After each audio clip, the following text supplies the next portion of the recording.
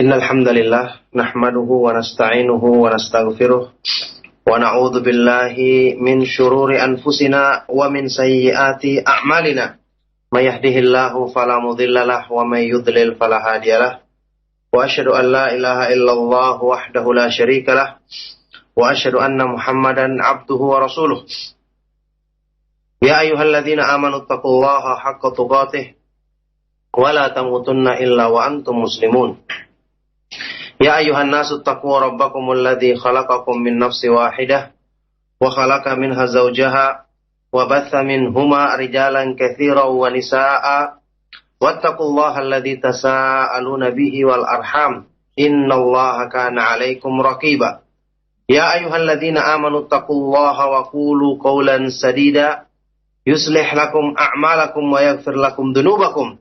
Wa may yuti'illaha wa rasulahu faqad faza fawzan 'azima. Amma ba'du fa inna asdaqal hadits kitabullah wa khairal hadi hadi Muhammadin sallallahu alaihi wa alihi wasallam wa syarrul umuri muhdatsatuha wa kullu muhdatsatin bid'ah wa kullu bid'atin dhalalah wa kullu dhalalatin finnar. Wa ba'du. Ma'asyiral muslimin, bapak-bapak, ibu-ibu, serta rekan-rekan ikhwan dan akhwat, para pendengar Radio Raja rahimakumullah. Alhamdulillah, kembali di pagi hari yang cerah ini insyaallah kita memuji Allah subhanahu wa ta'ala dan bersyukur atas limpahan nikmat dan karunia-Nya yang tiada terhingga. Kembali kita bersyukur kepada Allah subhanahu wa ta'ala yang masih memudahkan kita untuk selalu menempuh jalan ilmu, untuk selalu berusaha memperbaiki kekurangan-kekurangan kita dengan mempelajari petunjuk-Nya, mempelajari ayat-ayatnya dan hadis-hadis Rasulnya Sallallahu Alaihi Wasallam untuk membantu kita menyempurnakan keimanan dan ketakwaan kepada Allah Subhanahu Wa Taala. Alhamdulillah, ikhwatal Islam. Alhamdulillah, Allah Subhanahu Wa Taala menjadikan Al-Quran sebagai sebaik-baik petunjuk untuk memberikan bimbingan bagi manusia dalam hal mencapai dan meraih kebaikan-kebaikan dan keutamaan dari Allah Subhanahu wa ta'ala. Tentu saja Al-Quran adalah sebaik-baik petunjuk bagi orang-orang yang bertakwa dan sebaik-baik nasihat bagi orang-orang yang beriman. Allah Subhanahu wa ta'ala berfirman, Inna hadzal Qur'ana yahdi lillati hiya aqwam. Sesungguhnya Al-Quran ini memberikan petunjuk kepada jalan yang lebih lurus. Wa nunazzilu minal Qur'ani ma huwa syifaa'u wa rahmatul lil mu'minin. Dan kami turunkan pada Al-Quran sesuatu yang berupa obat, penyembuh penyakit hati manusia dan rahmat bagi orang-orang yang beriman. Maka tentu saja merenungkan ayat-ayat Al-Quran, merenungkan kandungan dari ayat-ayat Al-Quran dan menghayatinya merupakan amal yang sebesar-besarnya, yang paling bermanfaat untuk menyempurnakan keimanan manusia. Hanya orang-orang yang terhalang hatinya dari kebaikan, hanya orang-orang yang tertutup jiwanya dari mendapatkan kebaikan nasihat dari peringatan Allah Subhanahu wa ta'ala yang tidak bisa mengambil manfaat dari Al-Quran. Inilah gambaran orang-orang munafik di zaman Nabi Sallallahu Alaihi Wasallam yang meskipun mereka mendengar langsung Al-Quran dibacakan oleh Rasulullah Sallallahu Alaihi Wasallam, tapi mereka tidak bisa mengambil manfaat darinya. Oleh karena itu Allah mencela mereka dalam Al-Quran. Afala yatadabbaruna al-Qur'ana am ala qulubin aqfaluha. Apakah mereka tidak bisa merenungkan makna dari Al-Quran? Atau memang hati-hati mereka telah terkunci mati, na'udzubillahi min dzalik. Telah terkunci mati sehingga tidak bisa menerima kebenaran. Oleh karena itu orang-orang beriman yang masih ada kehidupan dalam hatinya, yang masih punya peluang kebaikan dalam dirinya, maka sebaik-baik petunjuk untuk menyempurnakan kebaikan tersebut dalam diri mereka adalah Al-Quran. Bacalah Al-Quran untuk meningkatkan keimanan kita kepada Allah Subhanahu wa ta'ala.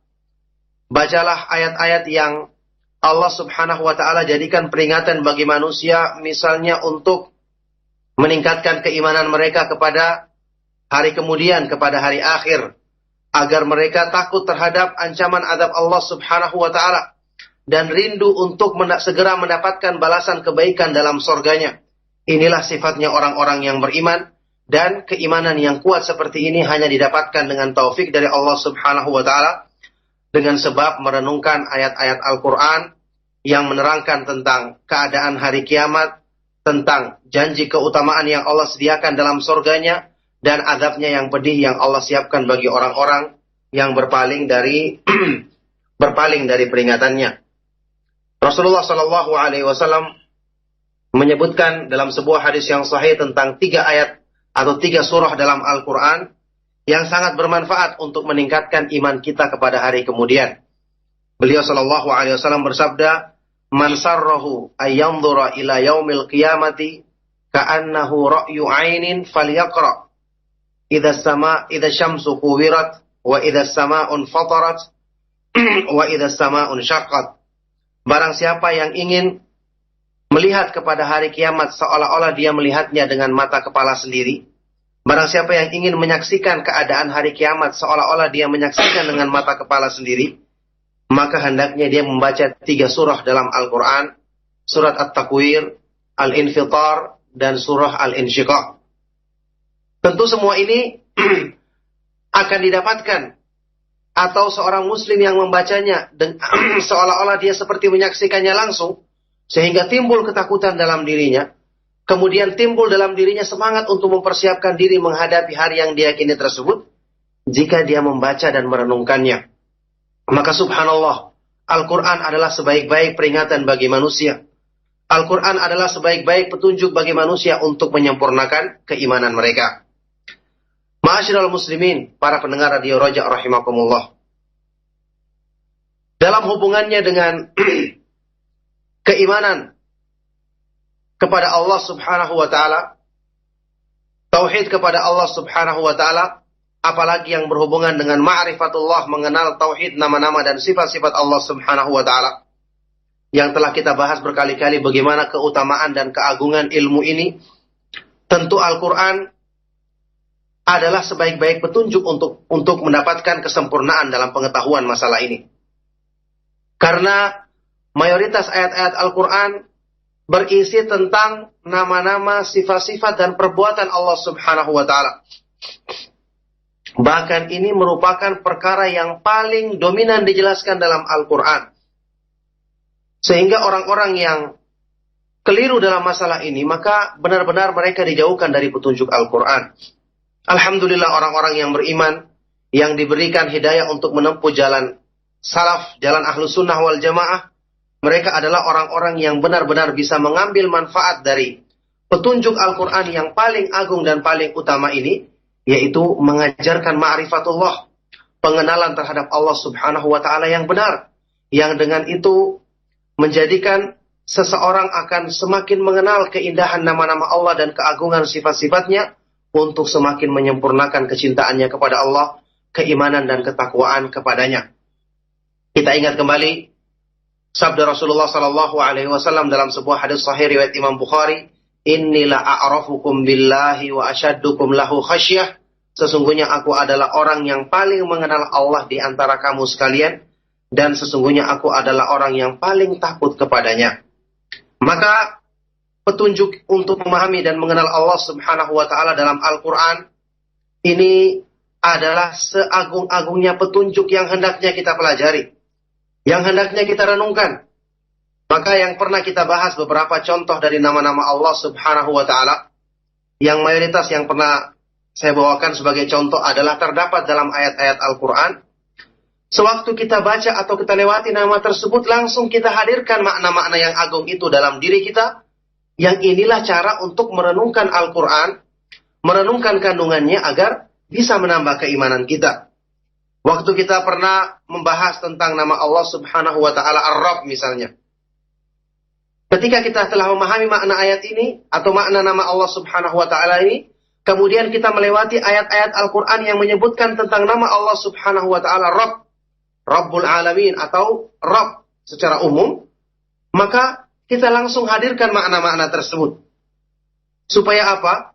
Kandungan dan makna daripada nama yang agung ini benar-benar meresap dalam hati kita, menetapkan bahwasanya Allah Subhanahu wa taala dialah Rabb semata-mata, yang dengan itu mengandung konsekuensi kita hanya beribadah kepadanya, sebagaimana pengertian Rabb itu adalah dialah yang menciptakan satu-satunya, memberikan rezeki satu-satunya, memberikan kebaikan kepada manusia satu-satunya, menjaga dan melindungi mereka satu-satunya.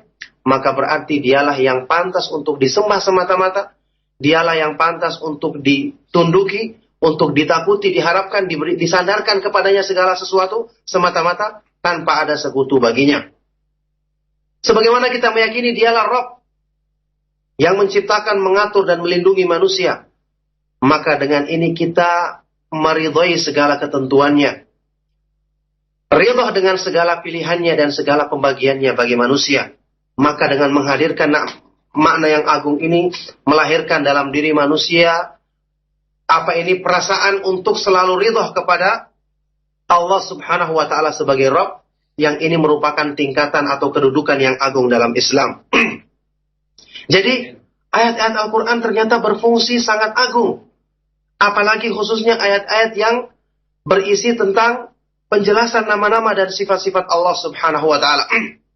Semakin banyak kita renungkan dalam ayat-ayat Al-Quran nama-nama, sifat-sifat dan perbuatan Allah, semakin berusaha untuk kita mengenali keindahan dan kesempurnaannya, maka semakin sempurna pula iman kita dan semakin sempurna pula penghambaan diri kita kepada Allah Subhanahu wa taala.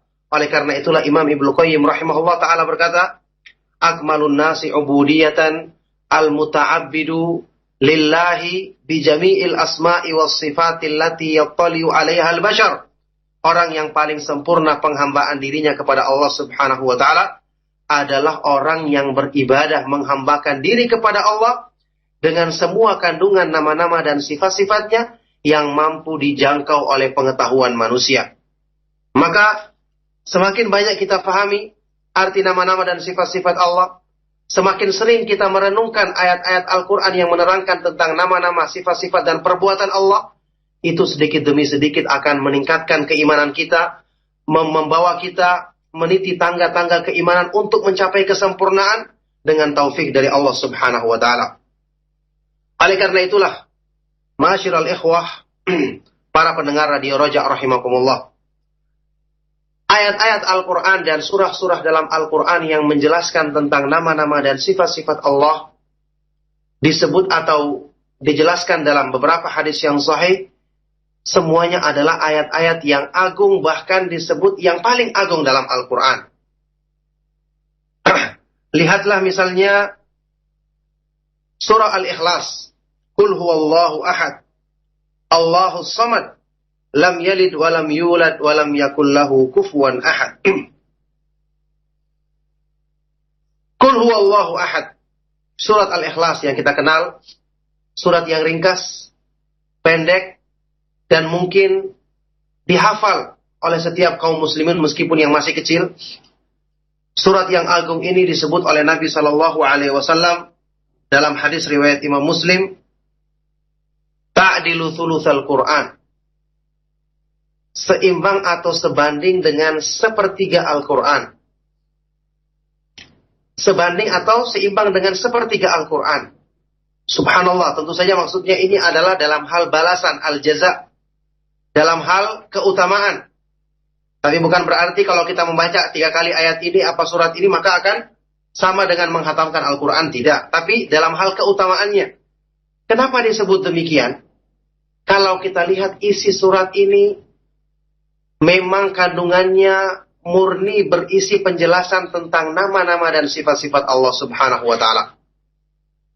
Maka disebut demikian keutamaannya.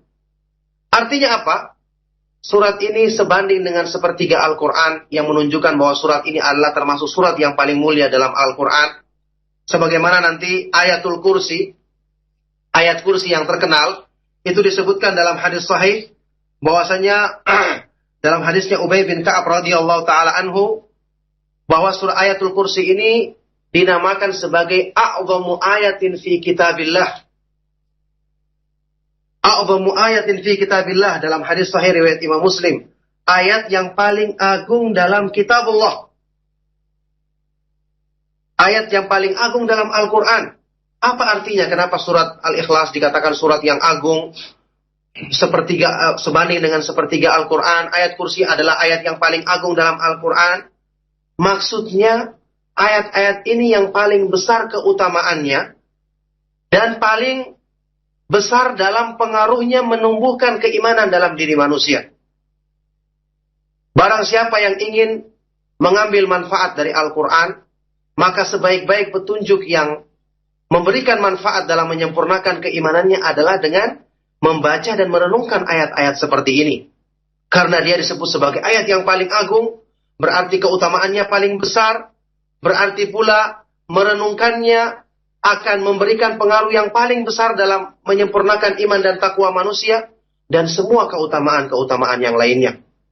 Perhatikan, ayatul kursi dan surat Al-Ikhlas sekali lagi menjelaskan, murni berisi tentang penjelasan nama-nama dan sifat-sifat Allah Subhanahu wa Ta'ala, serta perbuatan-perbuatannya yang maha sempurna.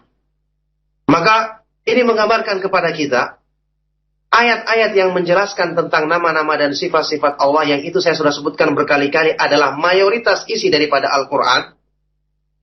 Ini adalah sebaik-baik cara bagi kita untuk bisa menyempurnakan keimanan. Maka kalau ada disebut jalan pintas untuk mencapai kebaikan dalam agama, adalah tidak lain dengan cara mengenal nama-nama dan sifat-sifat Allah Subhanahu wa Ta'ala.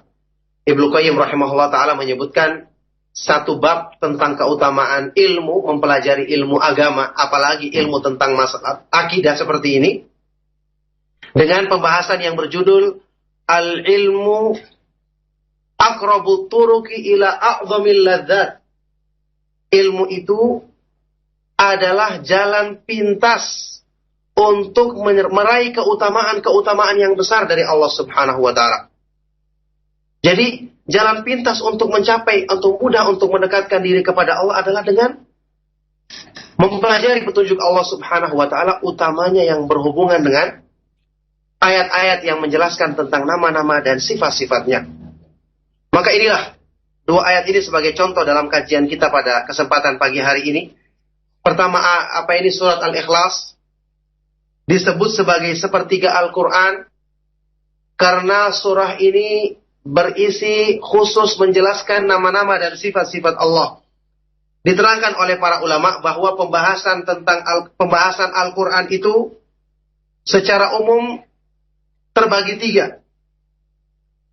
Pertama, pembahasan tentang Allah, nama-nama dan sifat-sifatnya serta perbuatannya. Yang kedua, pembahasan tentang makhluk. Tentang makhluk-makhluk Allah Subhanahu wa Ta'ala di alam semesta. Dan yang ketiga, pembahasan tentang hukum-hukum Allah Subhanahu wa Ta'ala. Maka, karena surat Al-Ikhlas khusus membahas tentang Allah Subhanahu wa Ta'ala, nama-nama dan sifat-sifatnya, maka dia berarti mengambil satu bagian dari tiga pembahasan inti Al-Quran. Inilah dikatakan, kenapa dikatakan Al-Quran itu sebanding dengan, surat Al-Ikhlas itu sebanding dengan sepertiga dari Al-Quran. Subhanallah, ini kandungan daripada surat yang agung ini. Dan kalau kita perhatikan, pembahasan Al-Quran yang lain pun sebenarnya untuk menyempurnakan apa yang disebut sebagai kandungan pertama, yaitu mengenal Allah Subhanahu wa Ta'ala. Bukankah kita penjelasan tentang makhluk-makhluk Allah yang Allah sebutkan di dunia, alam semesta beserta isinya, termasuk makhluk-makhluk Allah yang besar, langit, matahari dan semua yang ada di alam semesta ini, Allah Subhanahu wa Ta'ala sebutkan dan beritakan tentang semua itu adalah untuk kita memuji kebesaran Allah Subhanahu wa Ta'ala dan untuk berdalil dengan keindahan penciptaan alam semesta ini, untuk kita menjadikannya dalil tentang keindahan perbuatan Allah Subhanahu wa Ta'ala. Dengan itu berarti Allah Subhanahu wa Ta'ala maha indah dalam sifat-sifatnya, yang berarti itu menunjukkan Allah Subhanahu wa Ta'ala maha indah dan sempurna pada zatnya. Ini termasuk pengetahuan yang paling agung dalam agama Islam. Nah, oleh karena itu ada pembahasan tersendiri bahwa merenungkan makhluk-makhluk di alam semesta ini tidak sempurna kalau tidak dijadikan dalil untuk menambah keimanan. Dan untuk bisa menjadikannya dalil untuk menambah keimanan, kita harus paham kebesaran Allah Subhanahu wa taala terlebih dahulu melalui bimbingan ayat-ayatnya dalam Al-Qur'an dan hadis-hadis yang sahih dari Nabi sallallahu alaihi wasallam. Tanpa semua ini kita tidak akan bisa mengambil manfaat dari mentadaburi atau merenungkan penciptaan Allah Subhanahu wa taala di alam semesta. Ini tentang makhluknya. Kemudian tentang hukum-hukum dalam agama Islam. Yang juga sepertiganya adalah pembahasan daripada Al-Qur'an. Bukankah dengan memahami hukum-hukum tersebut dengan baik, kita amalkan, tujuannya juga untuk menyempurnakan penghambaan diri kita kepada Allah Subhanahu wa taala? Maka semua kembali kepada tauhid. Semua kembali kepada ma'rifatullah, mengenal Allah Subhanahu wa taala. Yang jelas, Qul huwallahu ahad surat Al-Ikhlas dikatakan sebanding dengan sepertiga Al-Quran karena surat ini khusus menjelaskan tentang nama-nama dan sifat-sifat Allah Subhanahu wa taala. Kemudian, kenapa para ulama menjelaskan bahwasanya para ulama menjelaskan kenapa surah ini dinamakan sebagai surat Al-Ikhlas? Di situ ada dua alasan. Pertama, karena surat ini membantu orang yang membaca dan merenungkannya untuk mencapai keikhlasan. Betapa tidak? Dalam surat ini menjelaskan tentang nama-nama Allah Subhanahu wa taala yang agung dan mulia, yang akan memotivasi orang-orang yang merenungkan kandungan makna nama Allah Subhanahu wa taala ini untuk mengikhlaskan agamanya semata-mata kepadanya dan bersandar kepadanya semata-mata. Lihatlah dalam surat ini disebutkan nama Allah Subhanahu wa taala Allah. Qul huwallahu ahad. Allah. Allah artinya adalah Dzul Uluhiyah, yang memiliki hak untuk diibadahi oleh hambanya semata-mata. Dialah Al-Ma'luh, yang disembah dan diibadahi semata-mata. Al-Ahad, yang Maha Tunggal. Yang ini mengandung konsekuensi Allah Subhanahu wa taala Maha tidak butuh kepada makhluknya. Tidak butuh kepada segala bentuk persekutuan dan sembahan selainnya. Maka ini juga mengandung konsekuensi untuk mengikhlaskan ibadah kepada Allah Subhanahu wa taala semata-mata. As-Samad, yang maha sempurna pada semua sifat-sifatnya, yang maha bergantung kepadanya semua makhluknya. Ini pun mengandung konsekuensi untuk manusia itu senantiasa bersandar kepada Allah Subhanahu wa taala semata-mata dalam mengharapkan kebaikan dan menolak keburukan dari dirinya sendiri, dalam menggantungkan semua keperluannya kepadanya semata-mata, dan bersandar serta bertawakal kepada Allah Subhanahu wa taala semata-mata. Ini membawa kepada keikhlasan lahir dan batin, ikhlas beribadah kepada Allah Subhanahu wa taala, menyembahnya, bersandar diri kepadanya, bergantung dalam semua urusan dan kebutuhan manusia. Inilah sebabnya surat ini dinamakan sebagai surat Al-Ikhlas, dan merupakan sebaik-baik surat yang kalau kita renungkan kandungan artinya akan membantu kita untuk mencapai keikhlasan dalam agama. Tinjauan yang kedua, ada pendapat lain yang mengatakan surat Al-Ikhlas dinamakan Al-Ikhlas karena surat ini akhlasahallahu li nafsihi. Allah Subhanahu wa taala mengikhlaskan, artinya memurnikan surat ini hanya untuk dirinya sendiri. Artinya karena membahas tentang nama-nama dan sifat Allah Subhanahu wa taala semata-mata, tidak membahas permasalahan hukum-hukum yang lainnya. Jadi kita perhatikan, subhanallah, surat ini ternyata sering kita baca, kita hafal, tapi ternyata kandungannya sangat besar yang ini mungkin kurang kita sadari. Maka setelah ini kita berusaha untuk lebih merenungkan kandungan dari surat ini. Kita berusaha untuk sedikit demi sedikit kita latih diri kita, kita arahkan nafsu kita untuk mau meresapi kandungan artinya untuk menyempurnakan keimanan kita kepada Allah Subhanahu wa taala, membantu kita untuk mencapai keikhlasan yang dengan itu nanti kita akan beribadah kepada Allah Subhanahu wa taala dengan nikmat yang dengan itu nantinya kita akan mencapai kesempurnaan dalam penghambaan diri kepada Allah Subhanahu wa taala. Ini surat Al-Ikhlas. Kita lihat secara ringkas kandungan maknanya. Qul huwallahu ahad. Katakanlah dialah Allah Subhanahu wa taala yang Maha Esa, yang Maha Tunggal. Allah, sudah sebutkan tadi, namanya yang paling mulia, Yang disebut-sebut nama ini meliputi semua kandungan dari nama-nama Allah Subhanahu wa Ta'ala dan sifat-sifatnya yang maha sempurna yang lainnya. Allah, oleh karena itulah sebagian dari para ulama mengatakan inilah nama Allah Subhanahu wa Ta'ala yang paling agung dan paling mulia, yang disebutkan dalam hadis yang sahih, idza du'iya bihi ajaba wa idza su'ila bihi a'ta. Jika seseorang berdoa kepada Allah dengan nama ini maka akan dikabulkan doanya, dan jika seorang memohon kepadanya dengan nama ini maka akan dipenuhi permohonan dan permintaannya. Inilah Allah Subhanahu wa Ta'ala Dzul Uluhiyah, yang memiliki uluhiyah hak untuk diibadahi semata-mata dan tidak disekutukan. Al-Ahad, Allahu Ahad, Allah Subhanahu wa Ta'ala yang maha tunggal. Al-Ahadiyah, Al-Ahadiyah atau maha tunggal, maha esa adalah sifat Allah Subhanahu wa Ta'ala yang menunjukkan bahwasanya Allah Subhanahu wa Ta'ala maha esa dalam penciptaan, pengaturan, pemberi rezeki, maha esa dalam kesempurnaan nama-nama dan sifat-sifatnya, tidak ada sesuatu pun yang serupa dengannya. Dan Allah Subhanahu wa Ta'ala maha esa dalam hak untuk diibadahi semata-mata dan tidak disekutukan. Allahu Ahad, Allahu Samad. Kemudian nama Allah Subhanahu wa Ta'ala As-Samad. As-Samad ini termasuk di antara nama-nama Allah Subhanahu wa Ta'ala yang maha indah, yang kandungannya sangat agung dan mulia. As-Samad yang berarti diterangkan oleh Ibnu Abbas radhiyallahu taala anhuma, Samad artinya adalah as-sayyidul ladzi kamula fi su'dudi. Penguasa yang maha sempurna kekuasaannya. Al-azimul ladzi kamula fi 'azamatihi. Yang maha agung, yang maha sempurna dalam keagungannya. Yang maha mulia, yang sempurna dalam kemuliaannya. Dan semua kesempurnaan sifat-sifat lainnya yang dimiliki oleh Allah Subhanahu wa Ta'ala. Itulah pengertian daripada As-Samad. Maka ada ulama lain juga yang menerangkan As-Samad itu diambil dari kata-kata Al-Qasdu, yang dituju. Maka arti As-Samad adalah alladzi yasmudu ilaihil khalaiqu bihawaijihim, yang semua makhluk bersandar kepadanya dan menujunya dengan semua keperluan dan kebutuhan mereka.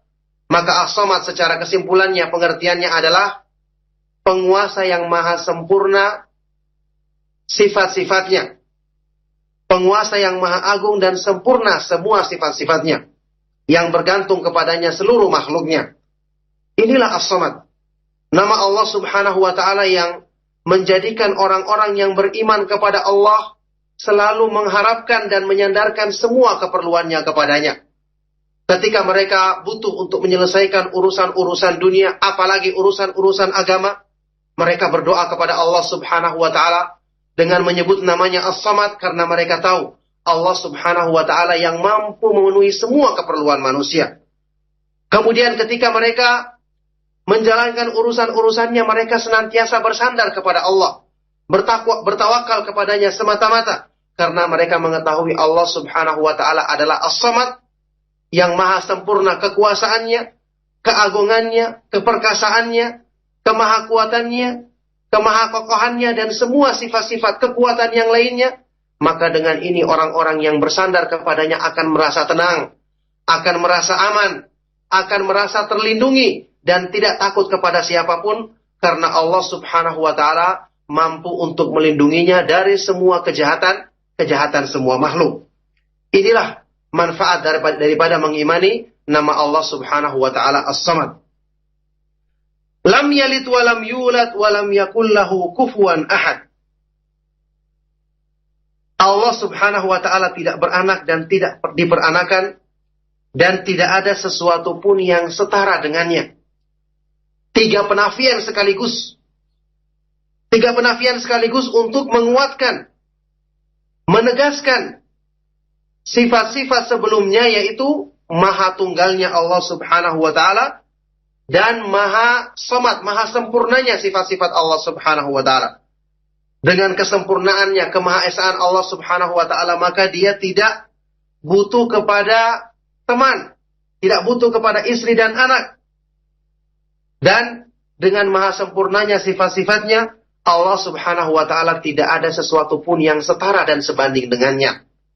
Oleh karena itu kesimpulan ringkasnya, Qul huwallahu ahad menetapkan 3 nama yang agung dari milik Allah subhanahu wa ta'ala, termasuk dari Asma'ul Husna. 3 nama yang ditetapkan untuk Allah subhanahu wa ta'ala, yaitu Allah, yang berarti Dzul Uluhiyah, yang memiliki hak untuk diibadai dan disembah semata-mata. Al-Ahad, yang mengandung pengertian sifat ahadiyah, maha esahnya Allah subhanahu wa ta'ala dalam perbuatan-perbuatannya, nama-namanya, keindahan nama-namanya, kesempurnaan sifat-sifatnya, dan hak untuk diibadai semata-mata. Kemudian As-Samad, yang mengandung makna Samadiyah, yaitu kesempurnaan dalam semua sifat-sifatnya, dan kesempurnaannya dalam memenuhi semua kebutuhan dan permohonan hamba-hambanya. Oleh karena itu semua makhluknya menghadapkan diri kepadanya dengan semua permintaan dan kebutuhan-kebutuhan mereka. Sebagaimana ayat surat ini juga mengandung sifat 3, as-sifatus salbiyah, sifat-sifat buruk, sifat-sifat tercela yang Allah subhanahu wa ta'ala tiadakan atau nafikan dari dirinya, tidak beranak dan tidak diperanakan, serta tidak ada sesuatu pun yang setara dengannya. 3 penafian sifat ini, sebagaimana kita ketahui kaidah Ahlus Sunnah wal Jamaah, sifat-sifat yang Allah nafikan dalam dirinya, maka kita menetapkan penafian sifat tersebut, kemudian kita menetapkan kebalikannya yang sempurna.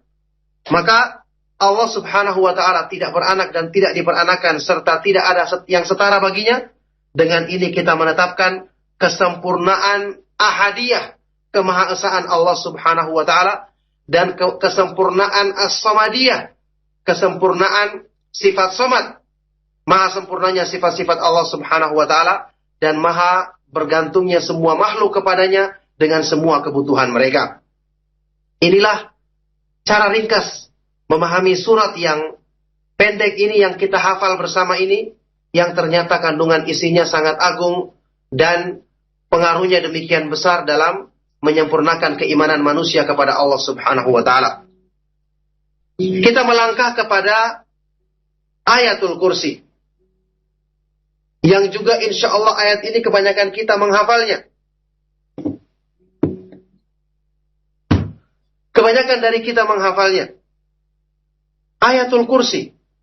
Allahu la ilaha illa huwal hayyul qayyum. La ta'khudhuhu sinatu wa la naum. Lahu ma fis samawati wa ma fil ard. Man dhal ladzi yashfa'u 'indahu illa bi'idhnihi. Ya'lamu ma baina aydihim wa ma khalfahum. Wa la yuhituna bi syai'in min 'ilmihi illa bima syaa'. Wasi'a kursiyyuhu as-samawati wal ard. Wala ya'uduhu hifdhuhuma wa huwal 'aliyyul 'azim. Inilah ayatul kursi, yang secara ringkas saya jelaskan kandungan maknanya. Allah subhanahu wa ta'ala dialah sembahan yang tidak ada sembahan yang benar kecuali Dia, yang Dia maha hidup lagi maha berdiri sendiri serta menegakkan makhluknya. Al-Hayyu Al-Qayyum, 2 nama Allah subhanahu wa ta'ala yang juga disebut-sebut sebagai nama yang mencakup kandungan semua Asma'ul Husna, nama-nama Allah yang maha indah dan sifat-sifatnya yang maha mulia. Oleh karena itu sebagian dari para ulama memilih 2 nama ini, Al-Hayyu Al-Qayyum, sebagai nama Allah subhanahu wa ta'ala yang paling agung. La ta'khudhuhu sinatu wa la naum. Allah subhanahu wa ta'ala tidak dipengaruhi oleh rasa kantuk dan tidur. Kenapa? Karena sempurnanya hidupnya Allah subhanahu wa ta'ala dan sempurnanya qayyumiyahnya, maha berdiri sendirinya. Jadi kita menetapkan Allah subhanahu wa ta'ala tidak dipengaruhi mengantuk dan tidak tidur. Setelah itu kita menetapkan kesempurnaan lawannya, yaitu berarti hidupnya Allah subhanahu wa ta'ala maha sempurna, qayyumiyahnya, maha berdiri sendirinya Allah subhanahu wa ta'ala sempurna, kekuatannya Allah subhanahu wa ta'ala maha sempurna. Lahu ma fis samawati wa ma fil ard. Kepunyaannya lah apa yang ada di langit-langit dan di bumi. Man dzal ladzi yashfa'u 'indahu illa bi'idzni. tidak ada seorang pun yang bisa memberikan syafaat di sisinya kecuali dengan izinnya. Ini menunjukkan kepada kita bahwasanya syafaat itu ada.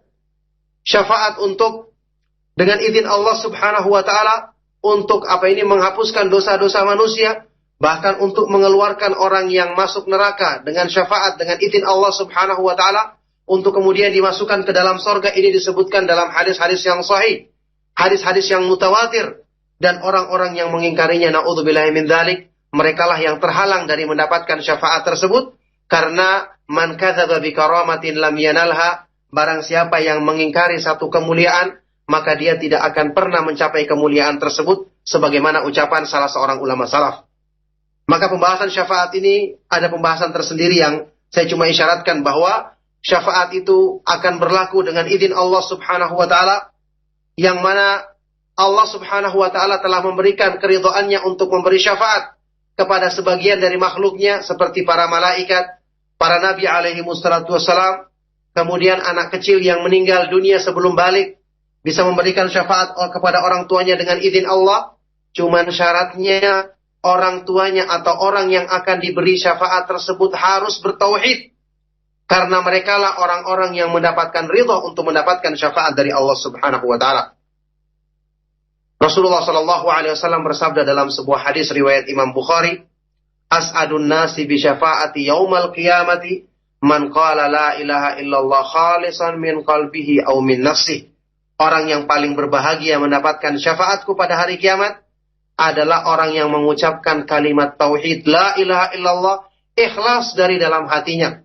Jadi tauhid yang dipahami kandungan artinya, dipahami syarat-syaratnya, dipahami konsekuensinya untuk diamalkan. Dalam hadis yang lain riwayat Imam Muslim, Rasulullah sallallahu alaihi wasallam bersabda, "Inna likulli nabiyyin da'watan mustajabah wa innahum yata'ajjaluna da'watahum." Sesungguhnya setiap nabi memiliki satu doa yang mesti terkabulkan. Fata'ajjala kullu nabiyyin da'watahum. Tapi masing-masing nabi menyegerakan doa mereka di dunia. Rasulullah SAW bersabda, "Wa kuntu taba'tu da'wati syafa'atan li ummati yaumal qiyamah." Tetapi aku sengaja menyimpan doaku yang satu yang mesti terkabul ini sebagai syafaat bagi umatku pada hari kiamat. Wa hiya na'ilatun insyaallahu man mata la yusyriku billahi syai'an. Yang mana syafaat itu akan dicapai dengan izin Allah Subhanahu wa taala oleh orang-orang yang meninggal dunia dalam keadaan tidak menyekutukan Allah Subhanahu wa taala, tidak berbuat syirik. Maka subhanallah, masya Allah, berbahagialah orang-orang yang mengenal ilmu tauhid. Berbahagialah orang-orang yang selalu menyempurnakan kalimat la ilaha illallah dalam dirinya dan menjauhi perbuatan syirik dalam segala bentuknya. Karena merekalah orang-orang yang dijanjikan untuk mendapatkan syafaat dari Rasulullah sallallahu alaihi wasallam dengan izin Allah Subhanahu wa taala. Maka berbahagialah orang-orang yang diberikan taufik untuk mengenal jalan sunnah, jalannya salafus saleh, karena cuman manhaj atau pemahaman, metode pemahaman inilah yang memberikan perhatian untuk memurnikan akidah, menyempurnakan tauhid, dan menjauhi segala perbuatan syirik dalam segala bentuknya.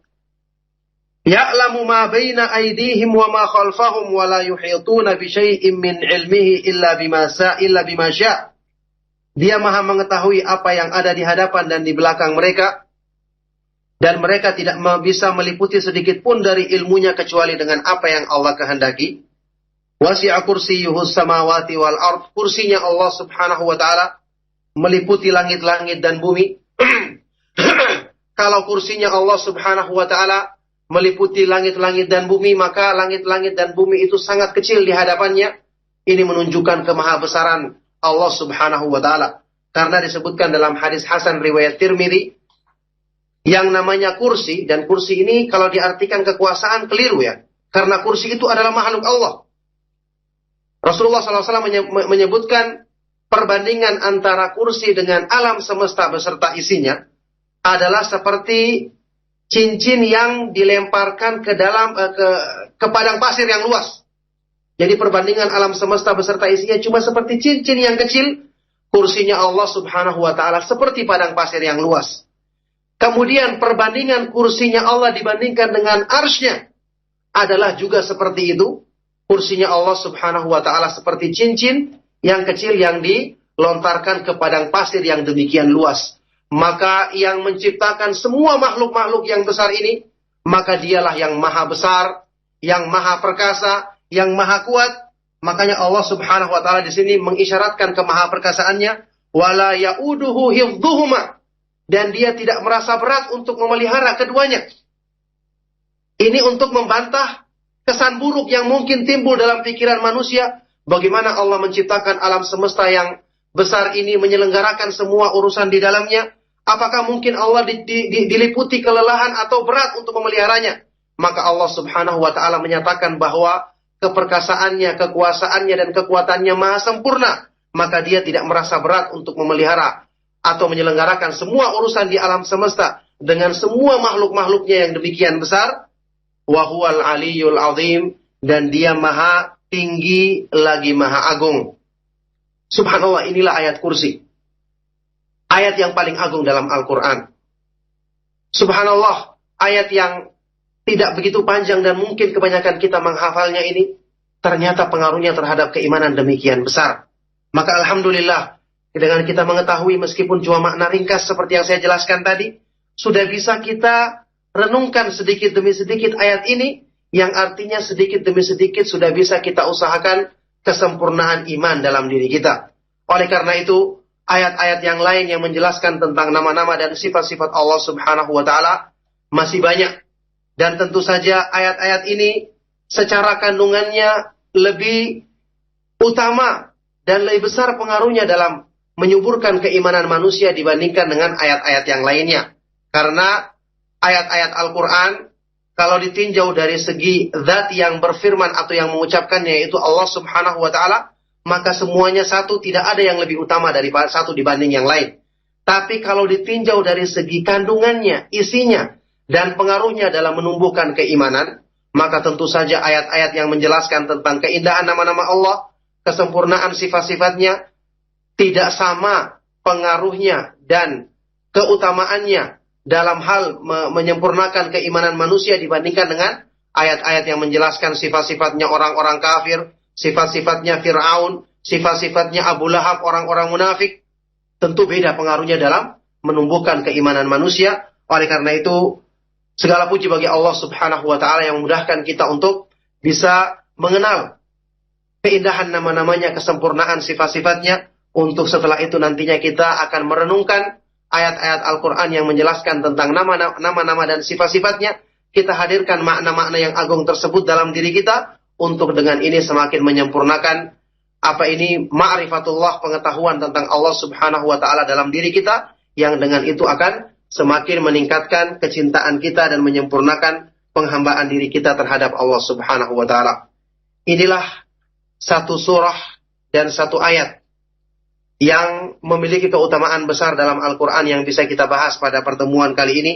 Semoga Allah Subhanahu wa ta'ala memudahkan kita mengambil manfaat dari ayat-ayatnya yang agung, dari ayat-ayat Al-Quran secara keseluruhan, terutama ayat-ayatnya yang memiliki keutamaan yang besar dan agung ini.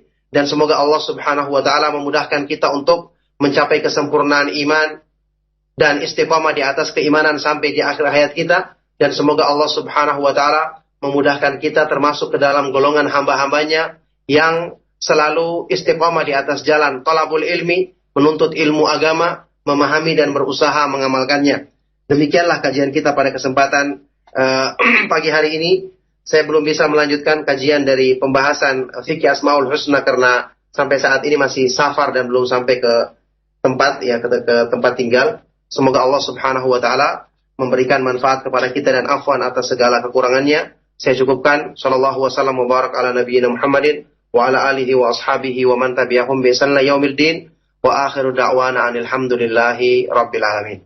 Nah, Ustaz, jazakallahu khairan atas materi yang telah antum sampaikan di kesempatan pagi hari ini, Ustaz. Dan selanjutnya kita akan ajak para pendengar untuk bersolat jawab dengan antum dalam rangka memperdalam materi kita di pagi hari ini, Ustaz. Nah, Ustaz.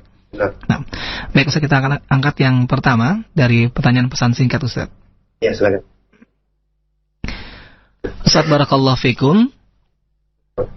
Ustaz, bagaimanakah sikap kita terhadap ayat-ayat yang mutasyabihat, dan apakah hal ini akan menambah dan meningkatkan iman kita jika kita mempelajarinya, Ustaz? Silakan, Ustaz. Nah, ayat-ayat yang mutasyabihat. Jadi disebutkan dalam surah Al-Imran ada ayat-ayat yang muhkamat, minhu ayatum muhkamatun hunna ummul kitab. Di antara Al-Quran itu adalah ayat-ayat yang muhkamat, yang ini adalah induk daripada Al-Quran, ya, artinya mayoritas dan tempat kembalinya semua makna Al-Quran adalah ayat-ayat yang muhkamat. Ada ayat-ayat yang mutasyabihat, yang belum jelas maknanya bagi sebagian manusia karena kurangnya ilmu mereka, kurangnya pemahaman mereka. Jadi mutasyabihat itu pada sebagian manusia. Karena kita ketahui secara keseluruhan Islam ini, apalagi Al-Quran, adalah disifati dengan nurun wa kitabun mubin. Cahaya dan kitab yang memberi penjelasan. Sehingga Rasulullah SAW dalam sebuah hadis sahih riwayat Imam Ahmad pernah bersabda, laqad taraktukum ala mithlil bayda lailuha kanahariha la yazigu anha ba'di illa halik. Sungguh-sungguh aku telah tinggalkan kalian di atas petunjuk yang putih bersih, terang benderang. Saking terangnya sampai beliau bersabda, malamnya seperti siangnya, tidak akan menyimpang dari petunjuk tersebut setelahku kecuali orang yang binasa. Jadi secara keseluruhan, petunjuk Allah Subhanahu wa Ta'ala terang benderang. Tapi ada sebagian manusia yang karena kurangnya pengetahuannya, sehingga dia merasa samar atau tidak paham sebagian ayat-ayat tertentu. Yang ini jelas ujian bagi mereka untuk lebih belajar. Dan disinilah diutamakan orang-orang yang berilmu yang lebih memahami dibandingkan yang tidak. Maka oleh karena itu, ayat-ayat yang mutasyabihat ini juga sudah kita ketahui hikmahnya juga atau sebagai ujian juga bagi orang-orang yang memang punya penyimpangan dalam hatinya. Allah berfirman dalam Al-Quran dalam ayat tadi, فَأَمَّا الَّذِينَ فِي قُلُوبِهِمْ زَيْغٌ فَيَتَّبِعُونَ مَا تَشَابَهَ مِنْهُ. Orang-orang yang punya penyimpangan dalam hatinya, maka dia mengikuti ayat-ayat yang mutasyabihat untuk dibawa sesuai dengan, diseret sesuai dengan pengertian hawa nafsunya. Maka dalam hal ini orang-orang yang beriman yang memahami kandungan Al-Quran, mereka agar memahami ayat-ayat yang mutasyabihat tadi dikembalikan kepada ayat-ayat yang muhkamat, dikembalikan kepada penjelasan dalam hadis-hadis yang sahih dari Nabi SAW. Oleh karena itu dengan ini semua ayat Al-Quran menjadi muhkam, menjadi jelas dan tidak ada kesamaran padanya. Maka yang masih merasa belum jelas, hendaknya dia bertanya, mengembalikan kepada orang yang berilmu agar dia bisa mengambil petunjuk daripada Al-Quran. Nah, oleh karena itulah ayat Al-Quran secara keseluruhan umat ini tidak ada satupun yang samar.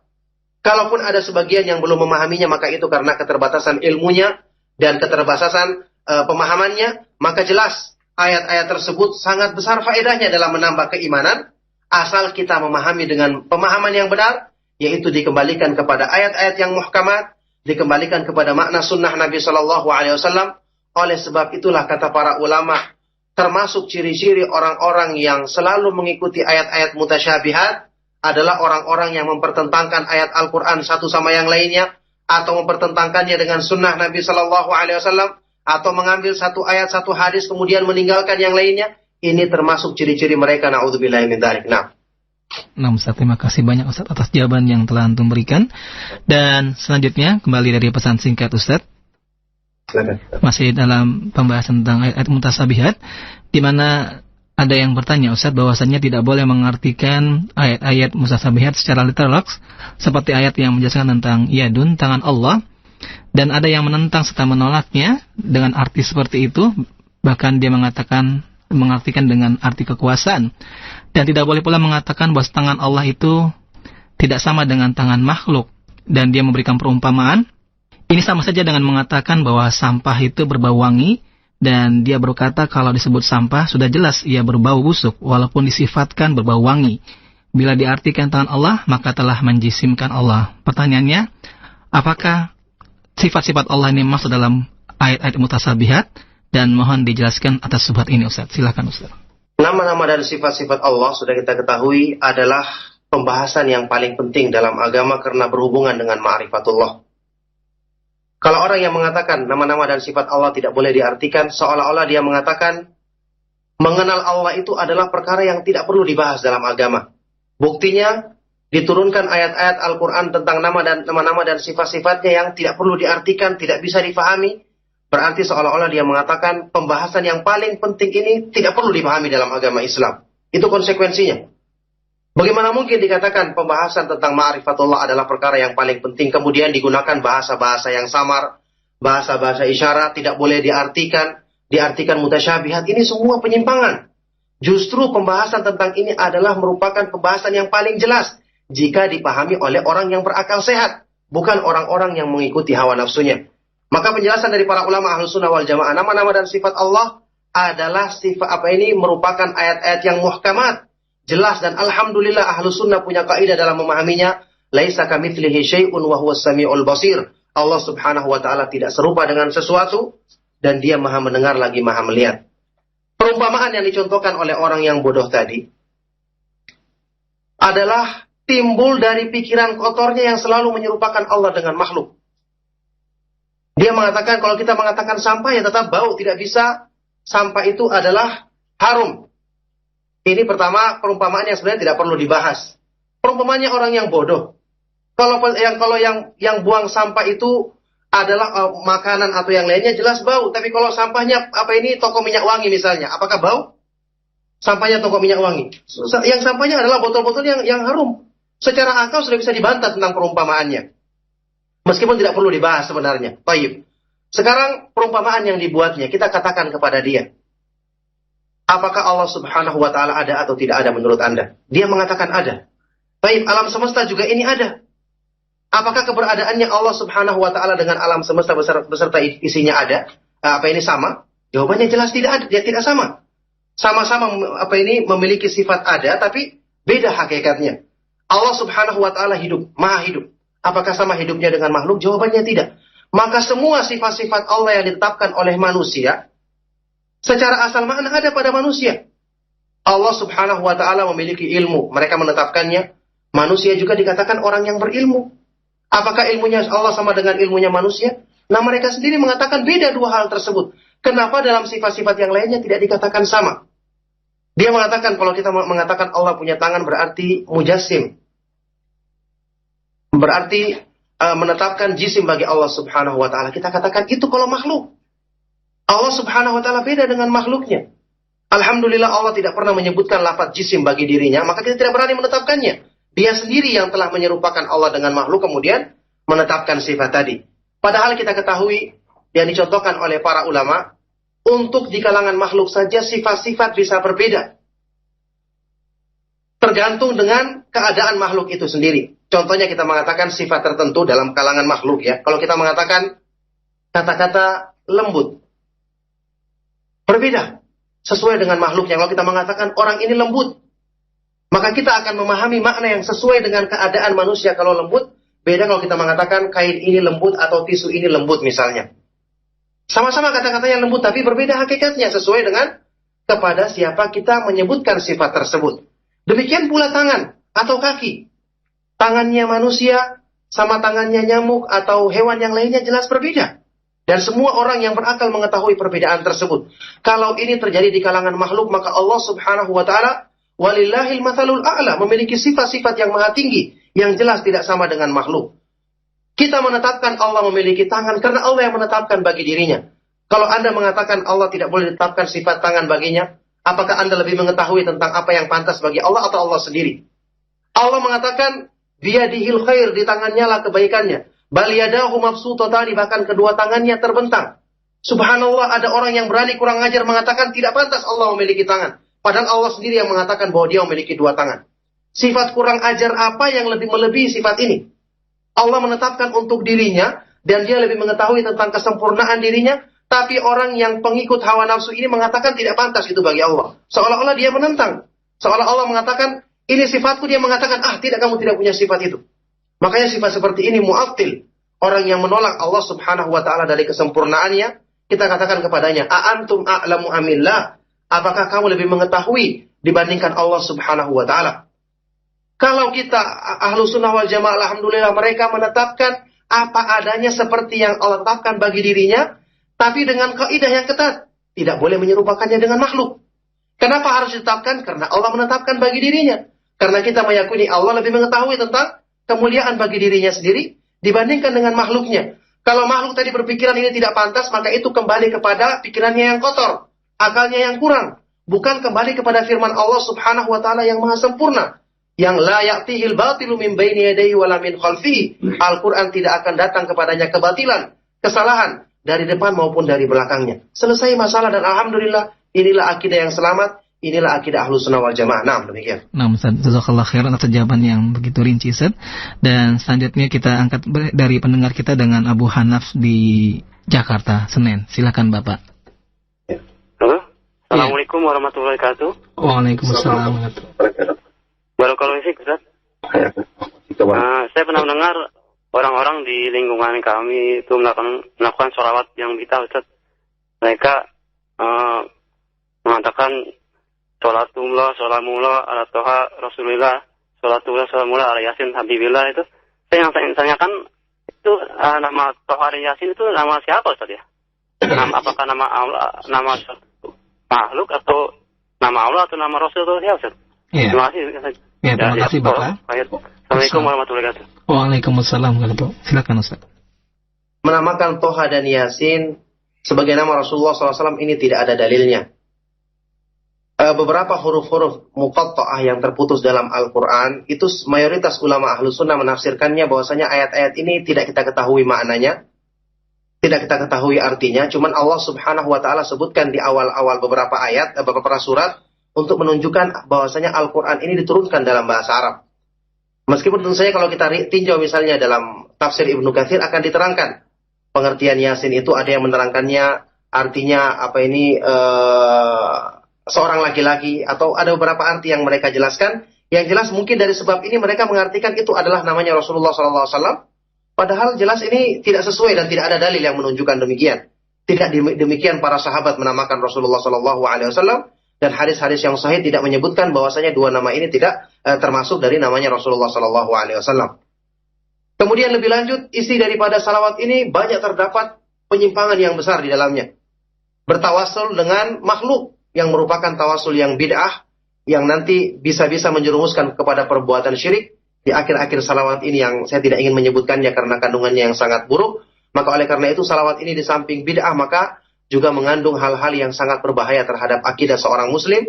Maka alhamdulillah petunjuk yang menunjukkan jelasnya kesalahan atau kebatilan salawat ini sudah jelas dari awal lafadznya apalagi sampai di akhirnya. Maka segala puji bagi Allah Subhanahu wa taala yang memudahkan kita untuk mengenal kebatilan dan berusaha untuk menjauhinya. Nah, Ustaz, terima kasih banyak Ustaz. Dan selanjutnya kembali dari pendengar kita dengan Ibu Heti di Cibinong. Silakan Ibu. Ya, Assalamualaikum Ustaz. Waalaikumsalam. Mau tanya, itu kalau di Al-Quran kan di terjemahan suka ada disebutkan kami. Nah, Allah itu kan sebenarnya Maha Esa ya sendiri. Itu kalau kami itu artinya apa ya Ustaz? Terima kasih. Assalamualaikum. Waalaikumsalam. Silakan Ustaz. Ya, kami itu menunjukkan ta'zim ya. Kata para ulama itu menunjukkan ta'zim, pengagungan. Karena kata-kata kami sendiri itu secara bahasa sebenarnya tidak benar kalau itu hanya menunjukkan untuk disebut lebih dari satu. Banyak dalam bahasa Indonesia sendiri kita sering menggunakan kata-kata kami. Atau seorang misalnya presiden, kepala sekolah ketika dia berceramah, berpidato, dia menggunakan kata-kata kami selaku kepala sekolah di sini menghimbau. Itu kata-kata kami untuk pengagungan maksudnya. Ini dalam bahasa Indonesia, apalagi dalam bahasa Arab. Di antara yang saya ketahui tentang makna penggunaan kata kami, kata para ulama itu adalah untuk pengagungan, dan Allah Subhanahu wa taala adalah zat yang maha agung. Nah, Ustaz, terima kasih banyak Ustaz. Dan kembali kami angkat dari pertanyaan pesan singkat kembali Ustaz. Ustaz, kenapa di surat Al-Ikhlas ayat yang pertama tidak dikatakan kul huwallahu wahid, tapi dikatakan kul huwallahu ahad? Mohon dijelaskan Ustaz dari Abu Hadi. Silakan Ustaz. Iya, kalau dikatakan kenapa, maka Allah Subhanahu wa taala berfirman sesuai dengan kehendaknya. Allah Subhanahu wa taala berfirman sesuai dengan kehendaknya, dan Al-Ahad adalah salah satu di antara nama Allah Subhanahu wa taala. Sebagaimana Al-Wahid juga adalah nama Allah Subhanahu wa taala yang artinya kurang lebih berdekatan di antara keduanya. Al-Ahad adalah juga nama Allah Subhanahu wa taala, Al-Wahid nama Allah. Maka tidak ada masalah ditetapkan ini atau ini, yang jelas kita menetapkan sesuai dengan apa ini Allah yang menetapkan bagi dirinya, dan dia lebih mengetahui tentang kesempurnaan semua nama-nama dan sifat-sifatnya. Nah, Ustaz, terima kasih banyak Ustaz, jazakallahu khairan. Dan kembali kami angkat dari pertanyaan pesan singkat kembali Ustaz. Ustaz, apakah yang dimaksud dengan kursi Allah itu? Adakah nas yang menjelaskan Ustaz? Syukuran dari Hasan di Cikarang. Silakan Ustaz. Saya sebutkan tadi hadisnya riwayat Tirmidzi, hadisnya hasan. Sebutkan kursi Allah Subhanahu wa taala. Kemudian ada athar yang sahih dari Ibnu Abbas yang menerangkan al-kursiyyu mawti'ul qadamain. Kursi itu adalah tempat qadamain, ya. Yang jelas ini di antara nas yang menyebutkan tentang masalah kursi. Jadi kursi itu disebutkan dalam hadis riwayat Tirmidzi tadi. Demikian besarnya, maka dia adalah makhluk Allah Subhanahu wa taala. Sebagaimana arsy juga adalah makhluk Allah Subhanahu wa taala, maka kita harus mengimani sesuai dengan apa yang disebutkan tentang sifat-sifatnya dalam hadis-hadis yang sahih dari Nabi sallallahu alaihi wasallam. Nah, Ustaz, terima kasih banyak Ustaz. Jazakallahu khairan, dan selanjutnya kami angkat dari pendengar kita yang berikutnya. Ya. Warahmatullahi wabarakatuh. Waalaikumsalam warahmatullahi wabarakatuh. Dengan siapa Ibu dan di mana? Ikan Pakistan. Ya, silakan Ibu. Ustaz, keutamaan membaca surat Al-Ikhlas tadi Ustaz katakan juga, kalau nggak salah ada keutamaan ketika membaca surat Al-Ikhlas 10 kali itu. Dari riwayat Imam Ahmad ya Ustaz. Kapan untuk membacanya Ustaz? Ada ketentuan tidak? Assalamualaikum. Waalaikumsalam. Waalaikumsalam warahmatullahi wabarakatuh. Silakan Ustaz. Membacanya 10 kali riwayat Imam Ahmad, ana belum lihat hadisnya sahih apa tidak sahih. Jadi saya belum tahu. Harus dilihat lagi hadisnya apakah sahih apa tidak sahih. Kemudian kalau hadisnya itu menyebutkan tentang waktu yang tertentu, maka kita ikuti waktu itu. Kalau hadisnya tidak menyebutkan waktu tertentu, berarti itu termasuk mutlak kita baca kapan saja. Jadi perlu dilihat dulu hadisnya. Saya sampai saat ini saya tidak pernah mengetahui ada yang 10 kali dibaca hadisnya sahih. Saya belum tahu, mungkin saya perlu lihat lagi insyaallah. Nah. Oke, kita angkat kembali dari pesan singkat Ustaz. Apakah bagaimanakah cara mempelajari tauhid untuk saya sehari-hari yang bekerja? Apakah cukup dengan buku atau menghadiri tempat-tempat yang sifatnya pembelajaran khusus seperti takhusus? Silakan Ustaz. Iya, tentu saja membaca buku, mendengarkan kaset itu adalah kebaikan. Tapi tentu saja lebih utama dan lebih baik lagi kalau kita menghadiri majelis-majelis pengajian. Pembahasan tentang masalah tauhid penting, ada hal-hal yang tidak kita ketahui perlu kita tanyakan, maka kita harus segera untuk menyelesaikannya, karena masalah-masalah akidah itu adalah perkara-perkara yang menjadi dasar keimanan. Kalau dasar kita itu tidak mantap karena ada keraguan-raguan, maka naudzubillahi min dzalik akan menjadikan bangunan Islam kita di atasnya itu akan mudah runtuh karena fondasinya tidak kuat. Oleh karena itulah hendaknya kita jadikan iman kita itu tidak ada keraguan padanya, apalagi masalah-masalah tauhid. Kalau ada yang kita kurang pahami, segera kita tanyakan, maka kita perlu luangkan waktu khusus, wajib kita meluangkan waktu khusus untuk menyempurnakan pelajaran tauhid dengan menghadiri majelis-majelis yang menjelaskan tentang masalah-masalah akidah, masalah-masalah penting seperti ini. Kita harus meluangkan waktu khusus. Kalau untuk pekerjaan kita yang bersifat kebutuhan dunia saja kita luangkan waktu kita yang demikian banyak, apalagi untuk sesuatu yang menyangkut kemaslahatan akhirat kita yang menjamin kebahagiaan hidup kita di dunia dan di akhirat, tentunya kita harus lebih meluangkan waktu lagi. Nah, Ustaz, terima kasih banyak Ustaz, jazakallahu khairan. Dan selanjutnya dari pertanyaan terakhir kita tadi perjumpaan pagi hari ini dengan Bapak Ahmad Maulana di Bekasi. Silakan Bapak. Assalamualaikum Ustaz. Ustaz mau tanya nih, banyak yang mengatakan bahwa sunnah itu dikenal setelah Nabi wafat. Perkataan ini benar apa enggak Ustaz? Iya, cukup Bapak. Cukup. Ya, terima kasih Bapak.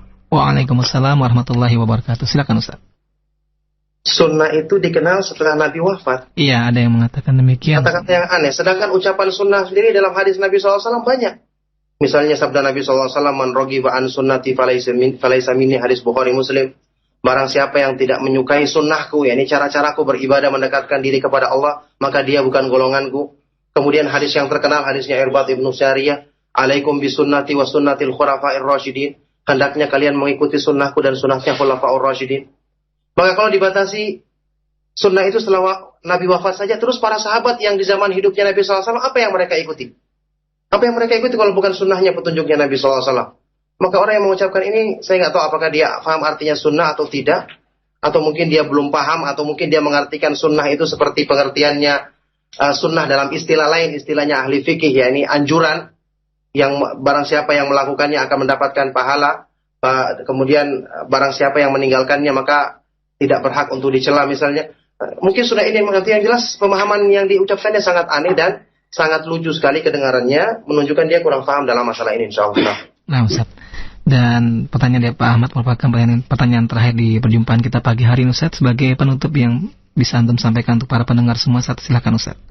Ya, sebagai penutup seperti yang saya sebutkan tadi bahwa ternyata ayat-ayat Al-Quran yang menjelaskan tentang nama-nama dan sifat-sifat Allah Subhanahu wa Ta'ala yang itu banyak sekali terdapat dalam Al-Quran, itu kedudukannya sangat tinggi dan manfaatnya, pengaruhnya dalam menumbuhkan keimanan sangat besar. Oleh karena itu, dengan kita mengenal nama-nama dan sifat-sifat Allah, kaidah-kaidah umumnya menurut pemahaman Ahlus Sunnah wal Jamaah, ayat-ayat yang terbesar seperti ini mudah untuk kita renungkan.